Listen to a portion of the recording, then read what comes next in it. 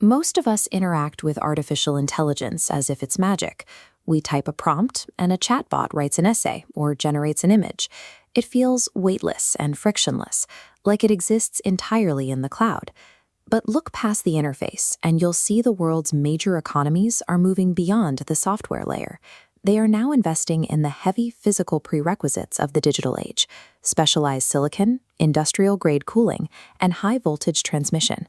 We are currently living through a triple transition: the development of artificial intelligence, the restructuring of global energy grids, and international geopolitics are all arriving at the same time, locking together into a single strategic challenge.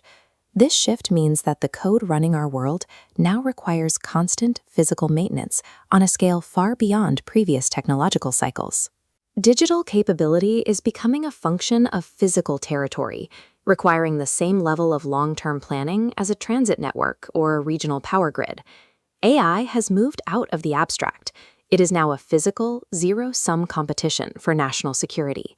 Training and running large language models requires a massive industrial footprint. Before a single algorithm can answer a question, construction crews must build hyperscale data centers, facilities that span millions of square feet and house tens of thousands of power-hungry servers. According to the World Economic Forum and Wood Mackenzie, the projected global electricity demand from these AI facilities is skyrocketing. By 2030, the electricity required to sustain these models could equal the entire energy usage of a medium-sized industrial economy. Keeping those tightly packed servers from overheating introduces a massive secondary cost. These facilities rely on millions of gallons of water to manage their thermal output, putting intense strain on local water supplies, especially in regions already prone to drought. When a facility with that level of power and water appetite is dropped into an existing community, the local utilities often struggle to adapt. The result is localized grid saturation, leading to volatility in both the price and the overall availability of electricity.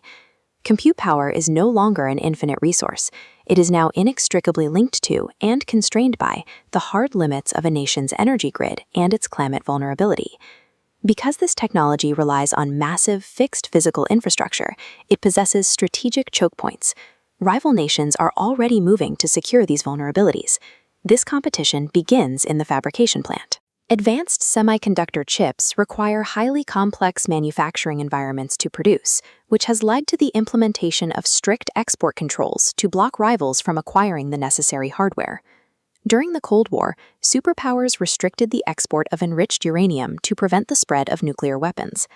Today, the same logic is applied to these circular grids of silicon.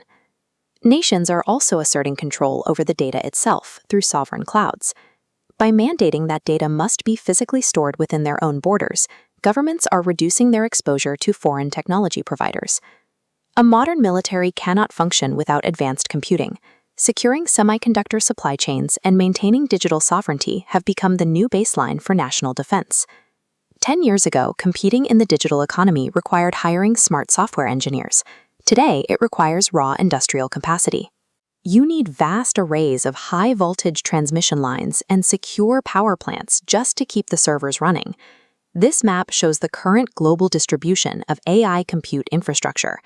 The intense concentration of power in a few key regions demonstrates how the physical cost of entry tilts the playing field toward a select few resource-rich AI superpowers.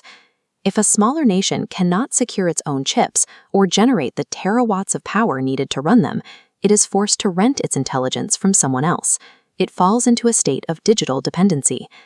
As the US, the EU, and China establish diverging regulations, the global internet is fracturing. These new geopolitical borders are formalizing a divide between nations that can sustain their own infrastructure and those that cannot. It is a simple industrial reality. If a nation cannot physically power its own artificial intelligence, it cannot control its economic or political future.